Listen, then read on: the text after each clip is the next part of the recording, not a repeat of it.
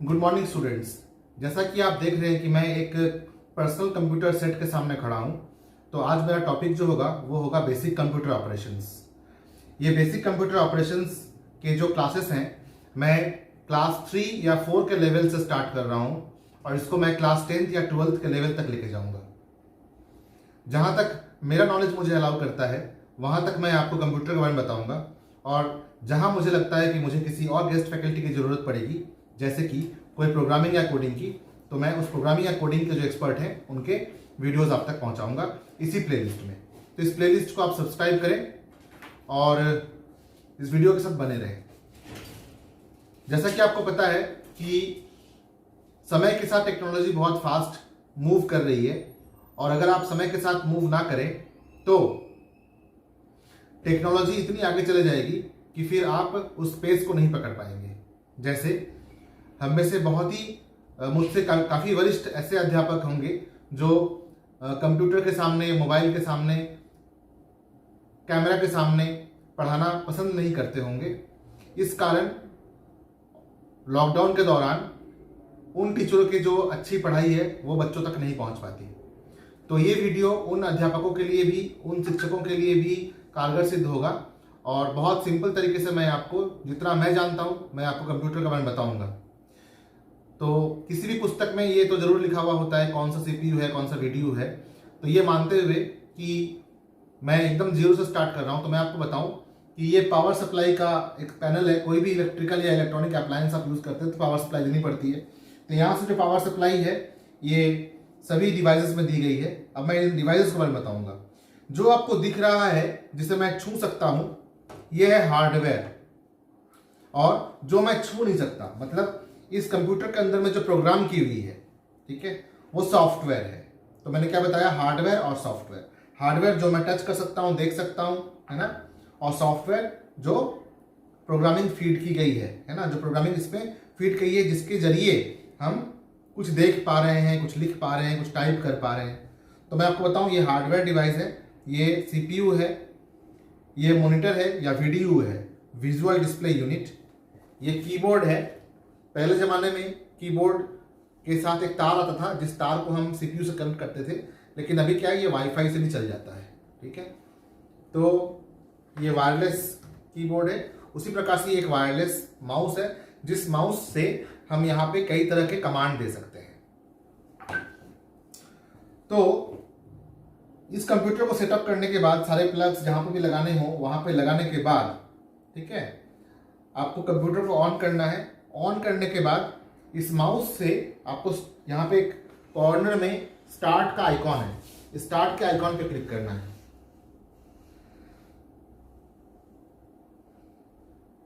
Start के icon पे click करने पे आपके पास बहुत सारे ऑप्शंस आएंगे। उन ऑप्शंस में जब आप पहली बार कंप्यूटर ऑपरेट कर रहे हो, तो सबसे पहला आप MS पेंट सीखने की कोशिश करिए, माइक्रोसॉफ्ट पेंट सीखने की कोशिश करिए। माइक्रोसॉफ्ट पेंट में आप कई प्रकार के आकृतियां बना सकते हैं। You can make a number of shapes using Microsoft Paint, और ये काम भी आएगा। थोड़ा बहुत टाइप भी कर सकते हैं आप। तो एक तरीका यहाँ पे ये भी है कि यहाँ एक सर्च करने के लिए जगह बनी हुई है, जहां पे आप जो भी सर्च करना चाहते हैं वहां लिख सकते हैं। जैसे मैं पेंट लिखूंगा तो PAINT,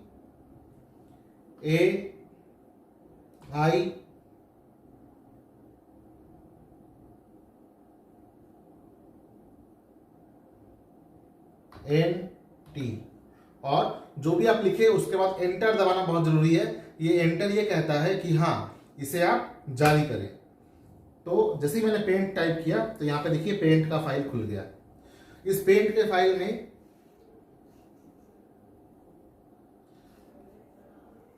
जैसे कि एक कागज होता है, उस कागज के प्रकार, कागज के जैसा यहाँ पे एक सिस्टम है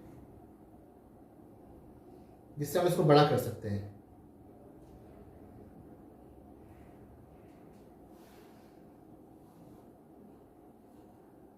तो इसे करने के लिए मुझे सामने की ओर आना पड़ेगा, क्योंकि यहां से ऑपरेट करने में दिक्कत हो रही है।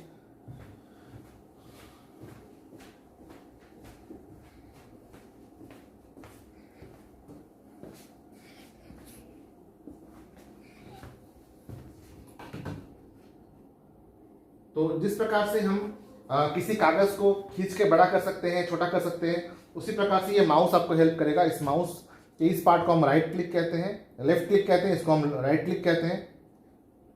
इस माउस के इस पार्ट को हम लेफ्ट क्लिक कहते हैं, इस पार्ट को हम राइट क्लिक कहते हैं। तो लेफ्ट क्लिक से हम जैसे नॉक करते हैं उस प्रकार से हम नॉक कर सकते हैं किसी भी फाइल पे, या किसी भी सॉफ्ट ग्राफिक्स को जो हम टच नहीं कर सकते उसको हम माउस से यहाँ टच कर सकते हैं। यहाँ पे अगर आप क्लोजअप देखेंगे तो यहाँ पे इस कॉर्नर में एक डॉट बना हुआ है, इस डॉट पे मैं यहाँ पे राइट क्लिक करके ड्रैग करके नीचे ला रहा हूँ और ये व्हाइट बोर्ड खुल गया। इस व्हाइट बोर्ड पे आप कुछ भी लिख सकते हैं। लिखने के लिए यहाँ पे एक ऑप्शन दिया हुआ है, ए लिखा हुआ है, यानी कि यहाँ से फॉन्ट सिलेक्ट कर सकते हैं आप, और सिलेक्ट करने के बाद आप चाहें तो कुछ भी लिख सकते हैं। और फॉन्ट के साइज को बढ़ाने के लिए शिफ्ट कंट्रोल और ग्रेटर देन साइन को आप क्लिक करें और आप कुछ भी लिख सकते हैं यहाँ पे, और इसके साइज को आप बड़ा भी कर सकते हैं।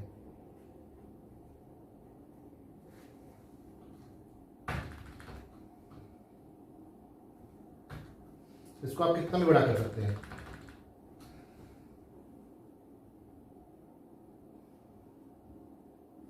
तो जरूरत पड़ने पे आप इस पे वर्कशीट बना सकते हैं या फिर कोई शेप बना सकते हैं। यहाँ पे रेडीमेड शेप के कई सारे ऑप्शंस दिए गए हैं।